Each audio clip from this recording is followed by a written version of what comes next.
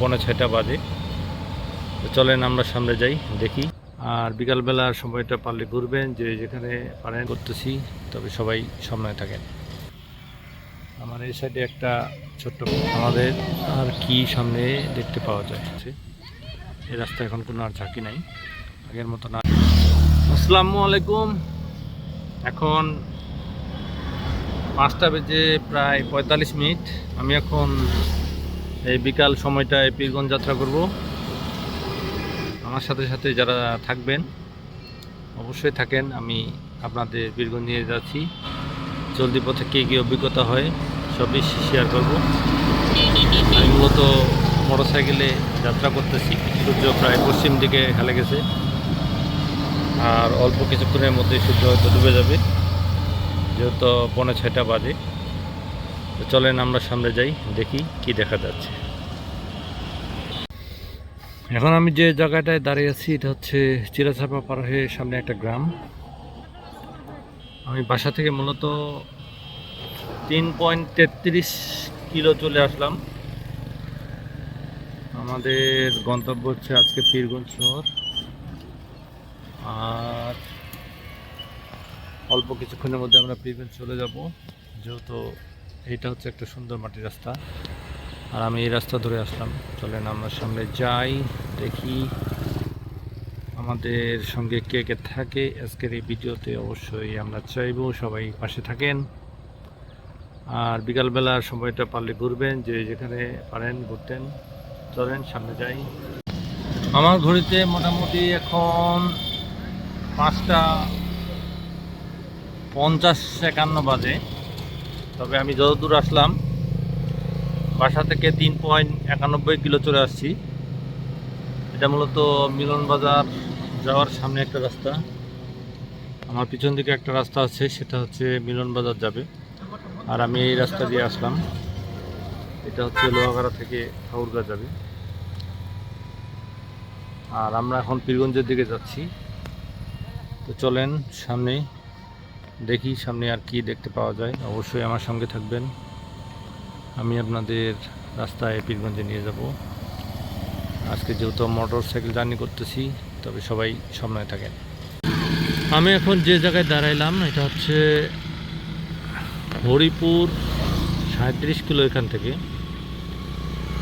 এই জায়গাটায় মিলন বাজার স্কুল মাঠের সামনে। আর আমার এই পাশে মিলন বাজারের একটা বড় মাঠ আছে, সেই বড় মাঠে অনেকেই খেলাধুলা করতেছে। আমরা মূলত এই রাস্তা দিয়ে আসলাম, কারণ আমরা সামনের দিকে যাব। তো যে জায়গাটা দাঁড়ালাম এটা হচ্ছে একটা ছোট্ট এলাকা, আম গাছ অনেক আছে। আর রাস্তাটা আমাদের খুব সুন্দর হয়েছে, দেখতে খুব সুন্দর লাগতেছে। এই রাস্তা এখন কোনো আর ঝাঁকি নাই, আগের মতন আর কোনো ভিড় নেই। চলেন সামনে যাই। আমার পিছনে সিনেমা বাজার ফেলে আসলাম। আমি বাসা থেকে মোটামুটি 5.88 কিলো চলে আসছি। হিসাব করে ধরলে প্রায় 5.6 কিলো রাস্তা। আমার এই সাইডে একটা ছোট্ট পাকা রাস্তা, আর আমি এই পিছনে রাস্তা দিয়ে আসলাম। এই রাস্তা পীরগঞ্জ থেকে দিনাজপুর যায়, এবং আমাদের ঠাকুরগাঁ থেকে দিনাজপুর যায়। আর আমাদের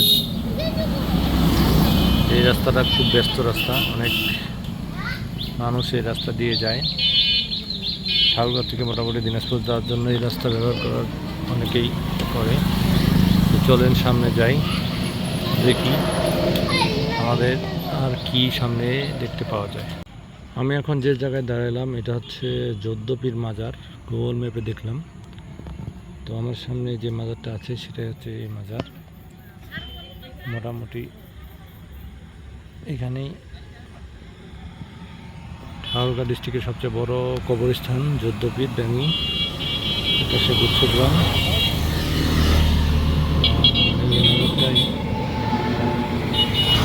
সবসময় এখানে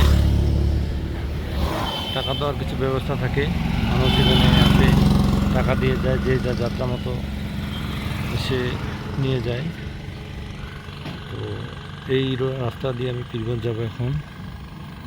আর আমরা যে রাস্তা দিয়ে আসলাম সেটা হচ্ছে এই রাস্তা। এখন চলেন আমরা সামনে যাই। আমি এখন যে জায়গায় দাঁড়ায় আছি এটা হচ্ছে পীরগঞ্জ পল্লী বিদ্যুৎ এই রাস্তাটা মোটামুটি পীরগঞ্জের দিকে যায়, আর বাস চললে এই রাস্তা দিয়ে যায়। এটা হচ্ছে পীরগঞ্জ পল্লী বিদ্যুৎ অফিস এখানে আছে পিছনে।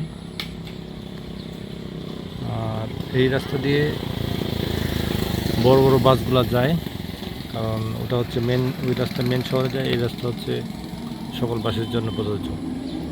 তো আমাদের যে বাসগুলো আসে সেই বাসগুলো এই রাস্তা দিয়ে যায়। পাশে আমাদের এদিক খুব আমের বাগান, পাশে আম বাগান। তো আমরা এখন এই রাস্তা দিয়ে যাব মোটামুটি। তবে আমরা সামনে যাই। চলতে চলতে আমরা এখন চলে আসলাম পীরগঞ্জ পূর্ব চৌরাস্তা মোড় হিসাবে পরিচিত। এটা পল্লী বিদ্যুৎ মোড় বলে। এখান থেকে পীরগঞ্জ শহরটা পূর্ব সাইড থেকে শুরু হয় মোটামুটি। আর যারা এই রাস্তা দিয়ে দিনাজপুর যেতে চায় তারা এখানেই বাস পায়। এটা হচ্ছে পীরগঞ্জের পূর্ব চৌরাস্তা পল্লী বিদ্যুৎ মোড়। আর এখন আমরা এখান থেকে আরও সামনে যাব। চলতি পথে আমি এক জায়গায় বসে একটা পাঁপড় খেলাম, কিন্তু দুঃখের বিষয় হচ্ছে পাঁপড়ের দোকানদার এখানে কস্টিং সল্টটা এত ব্যবহার করেছে যেটা বলার মতো না। পাঁপড় খেয়ে আমার মুখের অবস্থা জ্বলা শুরু হয়েছে। তারপর আমি বললাম কেন এরকম। পাঁপড় খাওয়া শেষ করে আমি সামনের দিকে একটু এগিয়ে আসলাম। দেখলাম দোকানপাট খুব একটা খোলা নাই, কারণ রাত হওয়া শুরু হয়েছে। রাতের দিকে পীরগঞ্জ শহর খুব একটা চালু থাকে না, অথবা এরকমও হতে পারে আজকে তাড়াতাড়ি কিছু দোকান বন্ধ করে দিচ্ছে। শহরে খুব একটা গ্যাঞ্জাম নাই, মোটামুটি যে যার মতন আছে। তবে রাতের শহর দেখতে খুব ভালো লাগছে। এ ধরনের শহরে যখন আমরা রাতের বেলা হাঁটি তখন আসলেই খুব সুন্দর লাগে। যখনই আপনারা আসবেন রাতের বেলা, কারণ রাতের বেলা শহরের মানুষগুলো বেশি বাজারটা করে এবং অন্যান্য কেনাকাটা করে, আর শহরের মানুষ রাতের বেলায় ঘুরতে ভালোবাসে। কারণ শহরের মানুষ দিনে অনেক কাজ কাম করে বা অনেক কিছু কাজে ব্যস্ত থাকে, তাই রাতের বেলা আসে। আর চলতে চলতে আমার আজকের সফর মোটামুটি প্রায় শেষ হয়ে আসতেছে। আমরা আর বেশিক্ষণই শহরে থাকবো না। তারপর প্রতিবারের মতো এবারও বলি, আজকের এই ভিডিওটা যদি আপনাদের কারো ভালো লেগে থাকে তাহলে অবশ্যই একটু কমেন্ট, লাইক, শেয়ার করে দিবেন এবং পারলে ফলো করবেন। আমি এই ধরনের ভিডিও সবসময় দিতে চাই। আমি চাই সবাই ভালো থাকবেন। আজকের মতো আমার যাত্রা এখানেই শেষ। আবার দেখা হবে নতুন কোনো ভিডিওতে।